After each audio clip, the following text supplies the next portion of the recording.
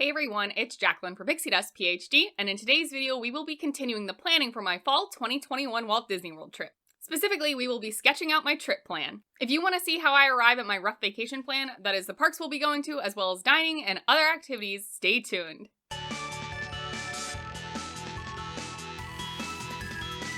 In this 2021 trip planning series, I am following these steps I outlined in my How to Plan a Walt Disney World Trip video. You can check that out by clicking the card in the corner now, and I'll leave a link in the description below. Planning a trip to Walt Disney World can honestly be kind of overwhelming, but I find that if I spread the work out over a lot of months quite far in advance, I actually tend to enjoy it. Previously on this channel, we have gone over the first few steps of my plan. Part 1 of my 2021 trip planning talked about our monetary savings, the timing of the trip, as well as a rough sketch for accommodations. Then, video 2 in the series went over my thought process for purchasing a Disney dining plan. I've never done a dining plan before, and this step is not included in my general How to Plan a Walt Disney World Trip guide, but in order to make sense of this video where we're sketching out the trip, we did need to talk about the dining plan. Then, most recently, the de facto part 3 of my 2021 trip planning series went over a live booking for Disney Vacation Club at that 7-month mark. These Disney Vacation Club bookings rounded out my final accommodations for the trip. If you want to check out any of these prior planning videos, links to all of them will be in the description below. And if you enjoy these planning videos or any of the content on my channel, please be sure to hit the thumbs up button to like the video and consider subscribing to the channel. You can ring the bell icon to receive notifications for whenever I post new videos. We've been through the first several steps of my planning, which now means we are on step 4, which is generally sketch out your trip. This general trip plan is meant to be fairly preliminary and occurs with the understanding that things will likely change with time. But having the overall trip plan done far in advance, I find, is a huge weight off my shoulders. Also, pre-pandemic times, advanced dining reservations did open up 6 months before your trip, so you really did have to have some of your general trip planning done in order to make those advanced dining reservations. This year, well, things are a little bit different. In my opinion, the planning this year is actually quite a lot harder than it is in prior years because there are so many variables up in the air. Normally, like I just mentioned, you would be making your advanced dining reservations 6 months in advance, you would have a very good idea of what the nighttime spectaculars would be along with character meet and greets, and you would be preparing in order to book those fast passes 60 days in advance of your arrival. This year though, it's not following that same pattern. Accurate as of the day I'm filming this, and honestly this could change at any minute, but as of right now, there are no character meet and greets, there's no fast passes, advanced dining reservations happen at 60 days in advance instead of 6 months, and there's no nighttime spectaculars. There is sort of character dining. Some of the character dining locations have introduced characters back into the location, but it is from a distance. You don't get to hug the characters or talk to them. You're waving at them from your table. In addition to the advanced dining reservations now being a much shorter time frame at only 60 days, there also are no Disney dining plans currently being offered. This makes sense in my opinion due to the limited dining capacity. And although park hopping now does exist, it is with limits. Now you can only park hop after 2 p.m. and only if that park is not at capacity. Of course, you do also have to make a park reservation for your first park of the day, and you have to tap in there before you hop, even if you go there after 2 p.m. At this time, if you have an afternoon or evening reservation at a park you are hoping to hop to after 2 p.m., that dining reservation alone does not guarantee you entry into your second park. As an example, say I make my park reservation for Magic Kingdom and want to go there in the morning, but I have a dinner reservation over at Le Cellier in Epcot. Well, if Epcot is at capacity when I try to hop over to that park, my advanced dining reservation at Le Cellier does not guarantee me entry. In fact, I'm sort of out of luck at that point. My understanding is cast members will make sure that you are not charged that $10 no-show fee, but you won't be dining at Le Cellier. This factor may not be something you need to worry about unless you're going during a very busy time of the year. For example, hopping during spring break time was largely okay, but personally it is something that concerns me, and it is just one more thing to take into account. Planning for this trip will then of course be different than normal. In order to plan this far in advance, I have to make some assumptions. Ultimately, I could spend a lot of time making contingency plans if XYZ certain things change, but I think that's honestly a waste of time. I'm going to stick with making just one base plan, and I'll make adjustments as time goes on. First, I am assuming that park reservations are here to stay. And along with this, I'm going to assume the same limits about park hopping, where having an advanced dining reservation in a separate park from the one you made your reservation for does not guarantee you entry into that next park. This means if I'm making dinner plans at a second park, I am likely going to go ahead and make my park reservation for that park that day. That also means I probably won't be park hopping that day. Next, I am going to naively and hopefully assume that those Disney dining plans do return. We'll talk more about this at the end, but honestly, if the Disney dining plan doesn't return before my trip, it won't be too difficult to make adjustments. With this, I'm also assuming that standard character dining returns. And overall, I'm just hopeful that character meet and greets return. I love the spontaneous interactions that are happening now, where you can wave at characters from afar, and they're at the train station, and they have the cavalcades. Honestly, it's very cute. But that is not the same as hugging Merida and talking to her and getting that one-on-one interaction, and I absolutely am willing to wait in a line for that, and I hope it comes back. Next, I am very hopeful that nighttime spectaculars do return, as I did book a single night in a theme park view room at Bay Lake Tower, and I would love to watch the fireworks from my balcony. And finally, I am hoping that park hopping becomes less limited with time. The 2 p.m. time makes it hard to hop over to Epcot, for example, for lunch during a normal lunchtime sometime before 2 p.m. Epcot is a park I like to spend a lot of time at simply because I love eating and drinking. Not being able to hop over there until after 2 p.m. is a bit of a bummer. I want to be clear that I have no inside intel. All of my assumptions could absolutely end up being false. I'm just letting you know mentally where I'm at when I'm thinking about planning my trip. Ultimately, my trip is not until the fall, so I do think there is plenty of time for things to change between now and then. Every month we go through together, the pandemic gets slightly more under control these days, and vaccine distribution in the United States is doing really well. I'm crossing my fingers that overall things just get a lot better. Then around July, my partner and I will make our go or no-go decision. There's a couple factors to this timing. First, the Disney Vacation Club cancellation policy heavily incentivizes members to cancel their plans more than 31 days in advance. If you do so, you get your points back without penalty, whereas if you wait until closer, there is a penalty. This means that if we wanted to push our trip back to, say, for example, January of 2022, I definitely want to make a decision before that 31-day mark comes. Second, if we wanted to push our trip back, say to January of 2022, I'm also keeping that Disney Vacation Club 7-month booking window in mind. Really, we have a couple of months to decide, but I am hopeful that we will end up wanting to go this fall. I did secure essentially the ideal Disney Vacation Club reservations, so very selfishly, I want to keep those and not have to try to redo them. Plus, February is a more expensive season than September, so we would end up spending more points or staying for less nights. Moving along, let's talk about philosophy when planning a Disney trip. There are many ways to go about this. For my upcoming trip, I am prioritizing making the transit time as small as possible. This means when I'm picking out parks for the day, it'll be somewhat relative to the location that I'm staying. Because we're staying at both the Crescent Lake area and the Magic Kingdom area, I am doing my best to prioritize parks that we can walk to from those locations. Animal Kingdom is the obvious exception here, as you can't really walk there from any resort. In past trips, I have instead made my plans by prioritizing crowd levels using crowd calendars. My two favorite crowd calendars to use are those from Undercover Tourist as well as WDW Prep School. I will leave links to these in the description below. Since this year is such an odd year, I don't think a lot of sites, including WDW Prep School, are filling out their crowd calendars as far in advance as they normally would. Often these are filled out 8 or 9 or even more months in advance. But with the ever-changing policies as well as park hours not even being announced, it does make a lot of sense to me that a lot of websites are not updating their monthly crowd calendars that far in advance. Undercover Tourist is posted though, and you can take a look. Each day gets an overall score out of 10, where lower means less crowds, so lower is better here. And then on any individual day, you can see the park listings. Parks are listed as either neutral, or they have this red exclamation point, which means heavy crowds and maybe avoid that park that day, or they have a green check mark, which means this would be a great park to go to that day based on past crowd levels. As they are able, Undercover Tourist also adds park hours to the calendars, as well as special events, things like Halloween Horror Nights or announced Epcot festivals. All in all, I find these calendars to be extremely helpful. Although I did end up prioritizing transit time this trip, I did still consult the crowd calendars. And as I continue to tweak and adjust my plans, I will continue to go back to them. They really are a useful tool, and if you're a planning type, I highly suggest you check them out. Now, let's look at my trip sketch. We don't have flights booked yet, but I am modeling this as a 2-week trip where we fly in on a Saturday and we leave on a Saturday. On arrival day, we will almost surely rent a car either at the airport or nearby. Then we'll simply head up to Universal, and we will be staying at an off-site hotel near Universal. Certainly we will spend 2 full days in the parks. That will be Sunday and Monday. Often Universal runs ticket specials though, where if you buy 2 days, you can get 2 days free. If that ends up being the case and we have entrance for 4 days, we may as well take advantage of it. Depending on our arrival time that Saturday, we may try to pop into a theme park for a couple hours. Likely this would be Islands of Adventure. Of note, this Saturday will include Halloween Horror Nights over at Universal Studios. This means Islands of Adventure may end up being quite crowded in the evening, as folks who don't want to go to Halloween Horror Nights but do have tickets migrate over to that park. Usually after we land at the airport, the first thing we'll do is go ahead and go to Target or Publix to stock up on supplies. Things like snack bars, water, soda, sunscreen, stuff we didn't want to pack but that we will want to have with us, that also we don't necessarily want to pay the prices for to buy them in the park or at the hotels. But given Halloween Horror Nights, depending on what time we arrive, we may head straight to the parks to get some park time in before it gets super crowded, and then go ahead and do this essential supplies run later in the day. And frankly, if our arrival time is on the later side and Islands of Adventure is already super crowded when we get there, we might just skip going to the parks altogether this day. Day 2 we will split between Islands of Adventures and Universal Studios. I really want to eat at the Three Broomsticks, I just prefer it to the Leaky Cauldron.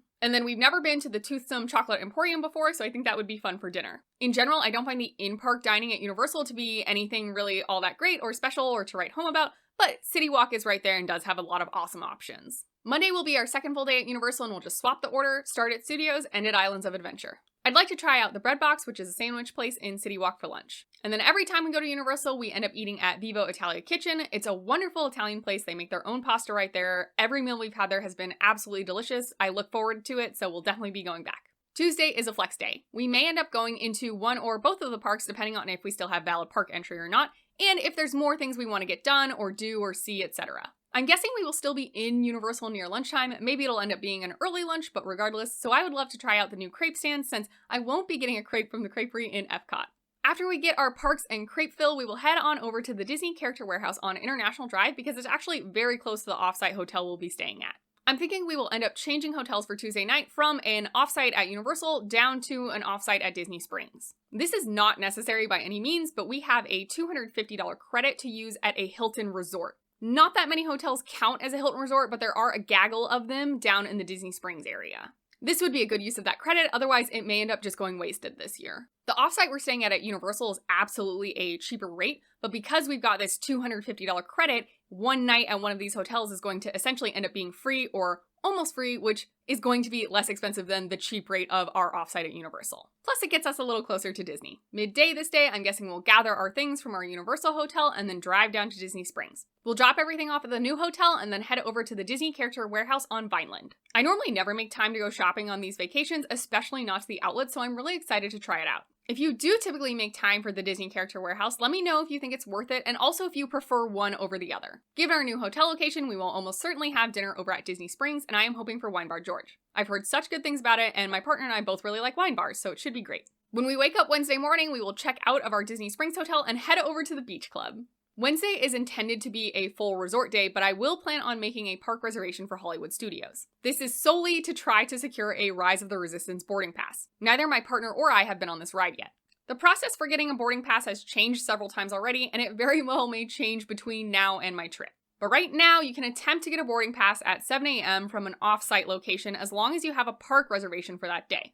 So that's my plan. We'll make the reservation, we'll try to get a boarding group. If we don't manage to get a boarding group for Rise of the Resistance, I will try to switch that park reservation over to Epcot. That way we can pop in and out throughout the day in order to grab food. If we do get a boarding pass, we will absolutely go through with that, but I don't think we'll be doing much other park activities. And like I mentioned before, hopefully park hopping is less restrictive. So if we do grab a boarding pass, I would love to still be able to pop in and out of Epcot to grab food before 2 p.m. If we aren't able to park hop or don't want to for some reason, for dinner time we can hit up the lounges in the Crescent Lake area. Specifically, I'm very interested in Cruise Cup. Thursday is our first proper Disney day, and I will make park reservations for Epcot, and I anticipate we will spend the entire day there. Assuming the Disney dining plan is available and we're able to snag the reservations that we want, we will do an early lunch at Akershus, followed by a dinner at Le Cellier. And like I previously mentioned, because we have a dinner at Epcot, I am choosing to be cautious and go ahead and make my park reservation for that park, for Epcot, in order to know for sure 100% that I will be able to enter the park for my reservation. This is probably not necessary. I think I'm being overcautious, but I am a nervous Nelly and I prefer to take out all variables if possible. Friday, we are planning to begin at Hollywood Studios, which will give us another shot at the Rise of the Resistance boarding pass. The rest of the day is sort of up in the air based on if we do secure a boarding pass, and if we do, what time we end up riding Rise of the Resistance. If we are able to ride early, I'd probably prefer to hop over to Epcot later in the day. If not, I suppose it will be a full Hollywood Studios day. There's plenty of lines to wait in at Hollywood Studios with all of those big ticket rides. For lunch, we'll probably do Ronto Roasters. But if Nighttime Spectaculars return along with the dining package for them, maybe we'll grab lunch at Mama Melrose on the dining package in order to secure us entry into Fantasmic later that night. Dining packages like this are also typically a pretty good use of a dining credit on the Disney dining plan. Regardless of what happens for lunch, for dinner we are planning on that seafood buffet over at Cape May Cafe. Saturday is our last day in the Crescent Lake area, and by this time I'm very hopeful we would have secured a boarding pass and ridden Rise of the Resistance. If that's true, we'll spend most of our day at Epcot.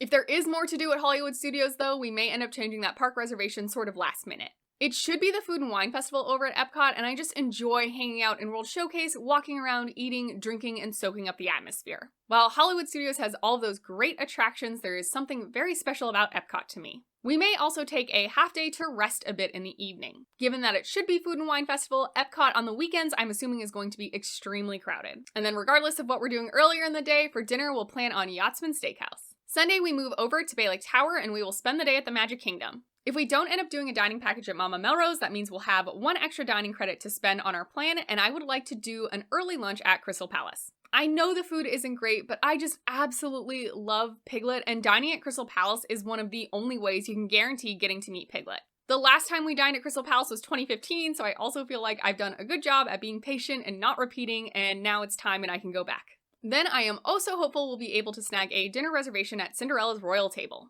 That would fully wrap up our dining plan credits. By Monday, I'm guessing we will be pretty tired, so I'm planning on sleeping in. We will probably make a theme park reservation for the Animal Kingdom, but depending on how run down we feel, we may end up just canceling it. If we do end up heading to the Animal Kingdom, I would love to stop at the Lodge to eat lunch at the Mara, followed by some snacks and drinks at the Nomad Lounge. Then dinner, perhaps we could eat somewhere in the park, or we could head over to Disney Springs to eat at a place like the Polite Pig. Tuesday, we are going to do a proper Magic Kingdom rope drop. Magic Kingdom in the morning, when you do a real rope drop before everyone gets there, is honestly just one of the best experiences you can have in Disney World, in my opinion. I am not a huge fan of the quick service food in the Magic Kingdom though, so for lunch we will probably head over to a Magic Kingdom resort area to grab some food, somewhere like Captain Cook's. Then we'll head to Animal Kingdom for the second park of the day. Again, dining here is pretty up in the air, but if that park is still closing relatively early, I suspect we will head back to Bay Lake Tower and grab something at a monorail loop resort. I'm pretty interested in trying out Grand Floridian Cafe or The Wave. These both are table service meals, but you can tend to find availability, and they tend not to be on the super expensive side, given that it's Disney pricing. I'm also pretty interested in that all-you-can-eat dinner over at Trails End, but it is definitely more on the expensive side, and also after coming off 3 nights on the deluxe dining plan, I'm guessing we might want to have something a little bit lighter to eat. Wednesday, we will head back to Epcot to experience more of the festival and hopefully meet a lot of princesses during the daytime. We've actually never eaten at Via Napoli, so I would like to get that for lunch. We almost went to Via Napoli on our last trip, but the friends we want decided they would rather go to Tep and Edo, so we did that instead. I definitely think it's about time we experience Via Napoli ourselves. For dinner, we may continue to just snack around the world or grab some good quick service in Epcot, but I'm also really interested in trying out the Riviera. In my head, we'll Skyliner over to the Riviera Resort and then attempt to get a lounge spot at Topolino's. If we fail to get a seat in the Topolino's lounge, we can go ahead and default to quick service at Primo Piatti, which looks fantastic. We've got to do at least one morning in the Animal Kingdom to ride on the safari first thing, so that will be the priority on Thursday. For lunch, we will probably head to Disney Springs or grab something from a resort. I'm very hopeful Disney retains all these wonderful mobile ordering options, especially at the resort locations. If we put in a mobile order before we head over to a resort, we then won't have to worry about getting turned away to park. That's a pretty big game changer in my opinion. Then the latter portion of the day will be pretty chill. We may head into Magic Kingdom for a bit, but I do want to attempt to get a spot at the California Grill Lounge. In my head, the best way to do this will be to rope drop it right when it opens. That night we'll be in a theme park view room, so I want to be sure to be out on our balcony ready for fireworks. Friday, I would like to do another morning at the Magic Kingdom because only one Magic Kingdom morning for a trip of this length feels insufficient. Then the rest of the day is sort of whatever. If we don't end up going to Trails End, I may like to head over to Fort Wilderness anyway and get that fried chicken to go from P&J's. Dinner is also pretty up in the air. My partner and I are both interested in a lot of the options at Riviera, so we may head back there. We may also just pop back into Epcot. This will definitely be a play it by ear kind of day. And then ideally that night we'll head up to the Top of the World Lounge for drinks and snacks with some friends. Finally, we're planning to depart on Saturday, so plans for that day really depend on what our flight time ends up being. If the flight is later and we don't end up going to Animal Kingdom on that prior Monday, so that full Monday is a rest day and we don't use that park reservation, we could try to get a reservation for Magic Kingdom on this Saturday. But if we did previously go to Animal Kingdom and didn't take a full rest day, then we would have used 10 full days of park entrances. I'm not going to buy an additional 1-day ticket in order to go to Magic Kingdom for a few hours before our flight. Unfortunately for us, a 10-day ticket is the maximum length we could buy. That's a basic sketch of the parks we'll be going to as well as some dining options. Normally right now I would also be planning out what fast passes I'd be trying to book. Right now, fast pass isn't a thing. Who knows when it's coming back, and when it does, what it'll end up looking like. My guess is it'll be some sort of paid option. If there is a paid FastPass option in time for our trip, we would have to look at how much it costs, but honestly, I do think it's something that my partner and I would pay for. Therefore, just for fun, I sketched out some potential FastPass options for our trip. Again, we've got no clue what the system would be like, what are the tiers of the rides within the park, how many FastPasses would you be able to make per day, etc. Who knows, but it was fun to do this anyway. So for our first real day in Epcot, we would be prioritizing Frozen Ever After. For the first Hollywood Studios day, I think we would try to prioritize Millennium Falcon Smuggler's Run, as well as the 2 better rides in my opinion in the Toy Story world, so Toy Story Mania as well as Slinky Dog Dash. Second Epcot day, since we have done Frozen Ever After hopefully by now, then we would prioritize Test Track for a fast pass. I'm also hoping character meet and greets will be back, and since we will be hitting parks more than once, I actually think using fast passes for some character meet and greets is pretty good. So on this second day in Epcot, I would probably try to use a fast pass for a character meet and greet. On our first Magic Kingdom day, you gotta go for a few big ticket rides, things like Seven Dwarfs Mine Train and Peter Pan. Then of the mountains, Big Thunder is my favorite, so I would also try for that on our first Magic Kingdom day. On this flex day, where it's maybe a rest day, maybe an Animal Kingdom day, since we would be making an Animal Kingdom park reservation, I would probably still try to make fast passes. In this case, I'd try to snag something from Pandora, obviously. The next Magic Kingdom day, on Tuesday, we could try to work in the other mountains as well as a princess meet and greet. Importantly, I would want to time Splash Mountain to occur as the last thing we do before we leave the park for our afternoon break, so somewhere between, 12 and 2 or so. Then I can walk to Bay Lake Tower and change out of wet clothes right away. In the old system with FastPass, you could make fast passes at any of the parks. It didn't have to be the park you were going to first that day because park reservations didn't exist. So for example, I could have planned to go to Magic Kingdom in the morning and Epcot at night and made my fast passes for Epcot. If this is still true in whatever the new fast pass system ends up being, on Wednesday we'd probably try to make fast passes at Hollywood Studios since there are so many big ticket rides there. Thursday's our first morning at the Animal Kingdom, and like I said before, getting on the safari first thing is the priority, so we would absolutely make a fast pass for that. Then, our last proper day in Magic Kingdom, I would love to go ahead and get a fast pass to meet Mickey in the Magic Kingdom. We could also tack on another princess meet and greet, and then a cute, fun ride like Winnie the Pooh. Honestly, dreaming about fast passes makes any fast pass seem like icing on the cake. This column is absolutely conjecture at this point because, for all I know, fast passes still will not exist by the fall. Now that we've got this full, rough sketch of my trip, let's talk about dining a little bit more. With this idea, I would have to make advanced dining reservations for Akershus, Le Cellier, Cape May Cafe, Yachtsman Steakhouse, Cinderella's Royal Table, and Via Napoli for sure. Then it would be maybe Mama Melrose or maybe Crystal Palace. I am concerned about being able to get the Cinderella's Royal Table and the Le Cellier reservations. The rest I'm pretty hopeful won't be too big of a deal to book. Then we've got some meals loosely planned that I wouldn't feel pressure to or wouldn't be able to make advanced dining reservations for, but they are roughly that table service quality. Additionally, some of them may end up being quite pricey. These are places like Wine Bar George, Cruise Cup, the Nomad Lounge, Topolino's Terrace Lounge, California Grill Lounge. As you can see, I'm a big fan of lounges. In terms of food, I really try to do my homework before we leave for vacation. I don't want to be so structured that we have a table service meal planned every day, but I also don't want to be floundering trying to figure out what to eat when we're hungry. I like having room for spontaneity, but I also don't want to waste time. Essentially, before my trip, I make lists in an Excel spreadsheet of mostly quick service locations along with some few pertinent details. This includes where it's located, what kind of food they have that I might be interested in eating, and roughly how much it costs. I group these lists by location importantly. Before our trip, I screenshot these to have them on my phone, but I'll also print them out and basically tape them to a 3x5 note card. Then each morning, I just bring the appropriate note cards. For example, on days we're headed to Animal Kingdom, I'll grab the Animal Kingdom note card and keep it in my bag. Here's an example of a bunch of quick service locations at Animal Kingdom, and then I also put the locations within the park, so Asia or Africa, etc., because ideally we're not running across the park just to grab food. Then there's some examples of foods I would like to eat, as well as approximate cost. I'll have these lists for each park, as well as different resort areas.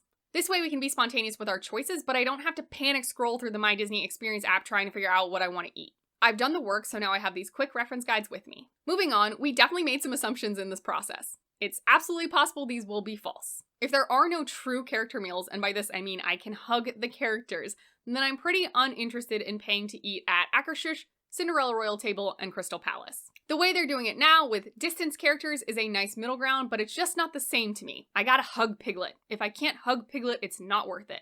If additionally on top of no character meals there also is no dining plan, I would probably eliminate Cape May Cafe as well. I am interested in going there and my partner does love seafood, but Cape May Cafe is not a must-do for us. It's really slotted into our schedule based on the assumption that we will have the dining plan and it's a great use of a credit. But honestly, I don't think we would want to pay for it out of pocket. And then Yachtsman Steakhouse is sort of up in the air. I do want to eat there, but if there was no dining plan, there's no pressure to do it on this exact day, and we could move it later in the trip. Thursday, Le Cellier, and Saturday, Yachtsman Steakhouse makes perfect sense if you're on a Disney dining plan for just this little portion of your trip. But without the dining plan restricting the timing, if we're paying out of pocket, we could do Yachtsman Steakhouse whenever. While there are a lot of extra considerations this year, even in a normal year you would be making adjustments. Adjustments for this year, first and foremost, Walt Disney World procedures may change. Any of those may influence our trip overall, and even perhaps our desire to go. I'll definitely be keeping a close eye out on those. Next, I am naively hoping that Mickey's Not So Scary Halloween Party comes back, and if it does, I absolutely want to go. This also means the next morning I would probably adjust, knowing I wouldn't want to wake up to rope drop after a night at Mickey's Not So Scary Halloween Party. I am going to continue to keep an eye on crowd calendars, especially as some get updated, and I'm going to factor those in along with my personal desires. While I like my plan now that prioritizes low transportation time, it does mean we will be on vacation for an entire week before we step foot in the Magic Kingdom. I don't love the thought of that, honestly. Last trip, I literally landed at the airport, took an Uber to the hotel, dropped my stuff off, took transportation to Magic Kingdom, and had the perfectly timed fast pass to go hug Mickey in the Magic Kingdom. This was the day I arrived. In comparison, a week with no Magic Kingdom feels not super magical. What do you think? Let me know in the comments down below. The next two adjustments are big ones. Park hours definitely influence things, but especially with park hopping, if you're trying to hop to a second park, part of that depends on what time that park closes. And then my success or failure rate with advanced dining reservations. This year, I'll have to wait longer than ever before to know if my dining reservation attempt is a win or a fail. Please send me your good vibes. My final overall thoughts about trip planning is basically that I like to have some structure to my day, but I don't want to have it fully planned out. Knowing a couple of key things, like a couple of rides or dining locations, is awesome, and then having the rest of the time be open for spontaneity I find is a really great mix. But I do like to be prepared and ready for those last-minute decisions. I do my homework before we leave for our trip and bring some lists with me. I think of them as my quick reference guides or my Sparks notes to make sure that we have a fun vacation. Thanks so much for coming along on step 4 of trip planning with me. I think this step, sketching out your trip, is generally one of the hardest. What is your trip planning philosophy? Do you prioritize based on location, crowd calendars, or something else? Let me know in the comments down below, or we can always chat on other platforms like Twitter and Instagram at PixieDustPhD. And if you have any thoughts about my trip plan, definitely let me know. I'd love to hear them, especially would you be willing to wait a week to go to the Magic Kingdom? I am really struggling with that one. Also, if you are currently trip planning, let me know how that's going. I hope the rest of your day is magical, and we'll see you real soon at PixieDustPhD.